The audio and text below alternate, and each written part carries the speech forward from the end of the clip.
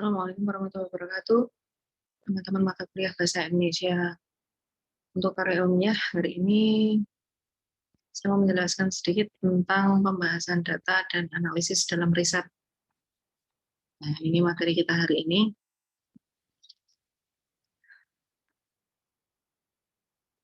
Oke, kita melanjutkan dari sajian data dalam riset yang pernah dibahas di pertemuan yang lalu ya. Pembahasan data dan analisis dalam riset untuk deskripsi nanti yang Mbak Mas kerjakan ada di bab 3. Nah, fungsinya adalah pembahasan data itu mendiskusikan data yang diperoleh setelah observasi, entah itu dengan menggunakan metode pengumpulan data apapun, wawancara, dokumentasi, observasi. Nah, data tersebut yang sudah terkumpul dikonsultasikan dengan teori. Kemudian yang kedua adalah melakukan validasi data. Karena setidaknya dalam riset Mbak Mas perlu mengumpulkan atau perlu menerapkan dua metode pengumpulan data, ya. Katakanlah yang satu wawancara, kemudian yang satu observasi langsung di lapangan, atau wawancara dikombinasikan dengan dokumentasi dan lain sebagainya. Nah, setelah melakukan pembahasan data, kita bisa melakukan analisis. Analisis ini tujuannya adalah merumuskan temuan penelitian, dan yang kedua membuktikan hipotesis atau asumsi penelitian yang dibuat sebelumnya. Karena pada umumnya peneliti itu punya asumsi atau prediksi temuan penelitian yang akan dilakukannya. Ini sebagai semacam tolok ukur ya, atau indikator yang perlu dimiliki oleh peneliti. Saya contohkan dari hasil publikasi saya, ini judulnya dipublikasikan di jurnal riset komunikasi Aspikom Riau, ya, wilayah Riau. Secara garis besar penelitian saya seperti ini. Jadi saya meneliti media sosial @UM Jogja, khususnya di Twitter dan Instagram, untuk mengetahui kontribusi atau peran @UM Jogja itu dalam konteks sosial big data. Nah, ini temuannya, karena kalau abstrak itu kan biasanya selain memuat data, tujuan penelitian, kerangka teori, metode, dan temuan. Objektif penelitian itu bisa diidentifikasi dari dua hal. Ini rumusan masalah dan tujuan penelitian. Yang perlu diingat dalam rumusan masalah itu perlu menggunakan kalimat tanya. Jadi ada kata tanya di situ. Sementara di tujuan penelitian ini adalah mendeskripsikan apa yang akan Mbak Mas capai dalam penelitian tersebut. Tujuannya apa? Nah, dalam skripsi umumnya pembahasan atau diskusi itu dibagi jadi 5 hal yang saya tuliskan di situ. Sajian data, pembahasan, dan analisis atau simpulan itu ada di bab 3. Sementara kesimpulan dan saran itu ada di bab 4. Yang membedakan satu dan yang lainnya seperti yang sudah seperti saya tulis di materi itu ya. Sajian data itu murni menyajikan data, sementara pembahasan itu mencocokkan data dengan teori, analisis membuktikan prediksi temuan penelitian dan merangkum hasil pembahasan.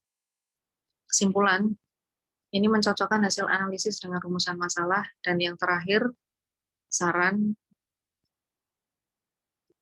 mencocokkan celah temuan penelitian dengan tujuan penelitian. Nah, dalam skripsi ini juga ada dua hal ini ya, ini khususnya di proposal skripsi atau di bab 1. Yang pertama adalah kajian pustaka. Kajian pustaka isinya adalah resume atau rangkuman Mbak Mas sebagai peneliti atas penelitian terdahulu atau penelitian dengan tema atau topik yang sama yang pernah dilakukan sebelumnya. Sementara kerangka teori adalah teori-teori yang digunakan dalam riset Mbak Mas sebagai peneliti untuk menjadi alat analisis atau pisau bedahnya. Nah, teori yang kebetulan saya gunakan dalam riset ini adalah media baru atau new media. Kemudian dari bagian dari new media tersebut, saya menggunakan konsep big data, lebih spesifik social big data. Nah, ini adalah pengertian social big data. Kenapa ini masuk sebagai konsep? Karena pada dasarnya social big data ini tidak punya dasar fisiologis, dasar secara filsafat, filosofis ya.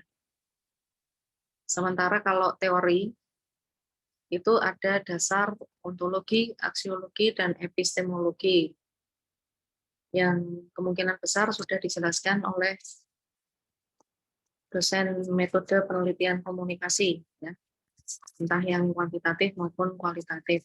Yang membedakan dari 3 aspek tersebut itu apa saja. Untuk membahas lebih lanjut, kita langsung ke contoh pembahasan saja. Yang pertama kali dilakukan di pembahasan data adalah kita mengungkap data hasil observasi yang kemudian didiskusikan dengan teori, maka muncullah hasil pembahasan. Kita mulai dari data hasil observasi dulu. Riset yang saya lakukan itu pada saat itu dilakukan di tahun 2019 sampai tahun 2020 yang menganalisis lebih dari 400 konten dari media sosial UM Jogja, dari Instagram dan Twitter. Saya mendapatkan data, ada rata-rata likes sejumlah 1.700 lebih, rata-rata engagement sejumlah 7.700 lebih untuk Instagram. Sedangkan untuk Twitternya @umjogja, rata-rata impression ini mirip dengan engagement ya.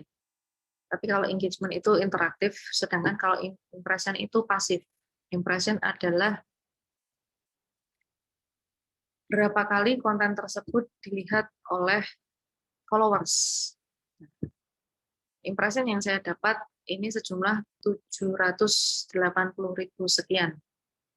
Sementara rata-rata viewers per hari itu bisa mencapai 8.600 dari 400 konten lebih yang saya analisis. Nah, dari situ saya juga mendapatkan data ada 3 karakter konten media sosial UM Jogja, yaitu dengan karakter informatif, karakter regulatif persuasif, dan konten yang berkarakter afektif yang membangun sense of belonging. Konten dengan karakter informatif ini misalnya informasi akademik. Nah, konten yang berupa regulatif persuasif ini biasanya himbauan dari rektor atau anjuran misalnya terkait sama perkembangan COVID di lingkungan internal UMY itu anjuran dari ICS UMY. Kemudian konten yang bersifat afektif ini konten yang membangun rasa sense of belonging. Misalnya nih, UMY berhasil dinobatkan sebagai 10 universitas Islam terbaik di dunia versi QS World Ranking ya, yang sempat dipublikasikan beberapa waktu lalu. Dari data yang sudah didapat, ini kemudian saya konsultasikan dengan teori sebagai alat analisis dalam riset ini. Teorinya saya ambil dari salah satu publikasi riset dari penulis-penulis yang saya tulis di situ ya. Nah, teori tersebut garis besarnya adalah media sosial merupakan media yang berpengaruh untuk menyebarluaskan opini penggunanya. Nah, pertanyaan penelitian selanjutnya adalah seberapa besar kontribusi FUMY Jogja dalam sosial big data. Ya. Ini juga sekaligus menjadi keterbatasan atau kekurangan penelitian saya ini, karena skopnya atau jangkauan pembahasannya masih terlalu luas.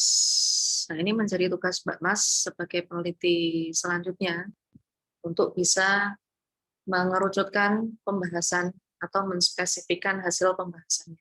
Karena kelemahan penelitian saya ini adalah cakupannya masih terlalu luas ya. Ini sumber referensi yang saya pakai untuk mengcompile teori yang saya gunakan. Nah, ditemukan hasil pembahasannya seperti ini. Universitas Muhammadiyah Yogyakarta sebagai institusi pendidikan sekaligus sumber informasi berpotensi memberikan impact yang berpengaruh untuk stakeholders. Nah, stakeholders-nya itu ada beberapa. Mulai dari stakeholders internal, seperti kita ya, dosen, karyawan, mahasiswa. Kemudian stakeholders eksternal itu adalah calon mahasiswa, wali mahasiswa atau orang tua mahasiswa, yang dilakukan dengan memanfaatkan beragam media, salah satunya adalah media sosial. Dari hasil pembahasan tersebut, kemudian saya mencoba menarik benang merah yang bentuknya adalah analisis. Ada dua format, yaitu temuan penelitian sekaligus pembuktian hipotesis. Temuan penelitian saya bahwa UM Jogja itu punya kontribusi dalam pengelolaan media sosial untuk publik internal dan eksternalnya. Saya pakai konteks sosial big data. Maka dari itu ada satu alat uji lagi yang bentuknya adalah skema. Skema ini juga merupakan hasil riset publikasi yang pernah dilakukan sebelumnya. Skema ini untuk menjelaskan tahapan-tahapan yang dilakukan big social data. Tujuan saya dalam bagian ini adalah untuk membuktikan apakah UMY itu memang lewat @UMY Jogja itu apakah memang melakukan 3 tahapan ini. Temuan penelitiannya ternyata UMY memang melakukan 3 tahapan tersebut untuk bisa mewujudkan big social data. Yang pertama, self-representation lewat media sosial, yaitu representasi diri lewat media sosial yang mengatasnamakan branding institusi ke publik eksternalnya. Sementara untuk menjangkau publik internal, UMY memanfaatkan media sosial atau yang lebih dikenal dengan teknologi mediated communication dengan mengupload konten yang ditempuh secara one to many seperti yang saya tuliskan di situ, dan one to one pada saat admin atau pengelola media sosial @UMY Jogja ini merespon komen followersnya, ya, karena itu juga bagian dari representasi diri. Kemudian aspek yang terakhir adalah UMY membangun relasi digital dengan memanfaatkan media sosial. Jadi sosial big data itu salah satu objektifnya adalah mengimplementasikan big data dari media sosial. Kalau Mbak Mas ingin lebih lanjut meneliti tentang big data ini bisa dipahami sebagai data yang memiliki aspek 3V, V ya, huruf V, yaitu data yang memiliki kecepatan tinggi atau high velocity, data dengan jumlah sangat besar atau big volume, dan data dengan jumlah variasi yang banyak, large variation. Itu ciri dari big data. Nah, big data ini bisa formatnya macam-macam. Bisa diambil dari internet, dari web, dari search engine atau World Wide Web, dan yang terakhir, konsep paling akhir yang dikenalkan adalah social big data, di mana media sosial itu adalah sumber dari pengelolaan data digital yang dikenal dengan konsep big data.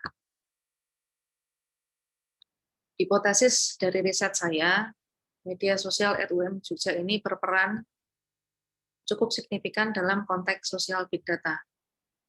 Kemudian dalam analisis ini saya juga perlu membuktikan hipotesis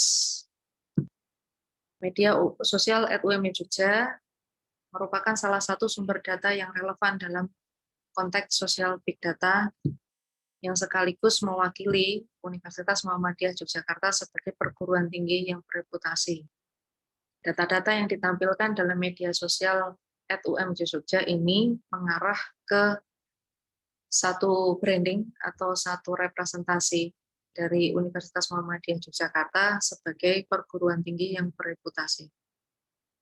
Oke, ini yang bisa saya sampaikan di sesi ini, Mbak Mas. Insya Allah kita ketemu lagi di sesi yang akan datang. Kita akan fokus ke penulisan ya, karena tadi saya sempat diskusi dengan teman-teman yang hadir kuliah offline. Progres untuk MPK ini baru tahap akan menyusun proposal. Maka dari itu Bahasa Indonesia ini saya akan mundur beberapa step ya, supaya kita tidak terlalu maju. Minggu depan kita akan membahas tentang penulisan, redaksional, dan lain sebagainya. Mana yang boleh dilakukan dalam riset dan mana yang tidak. Kurang lebihnya saya mohon maaf. Terima kasih sudah join saya di sesi diskusi Bahasa Indonesia untuk artikel ilmiah kali ini. Billahi taufiq wal hidayah. Assalamualaikum warahmatullahi wabarakatuh. Salam sejahtera untuk kita semua.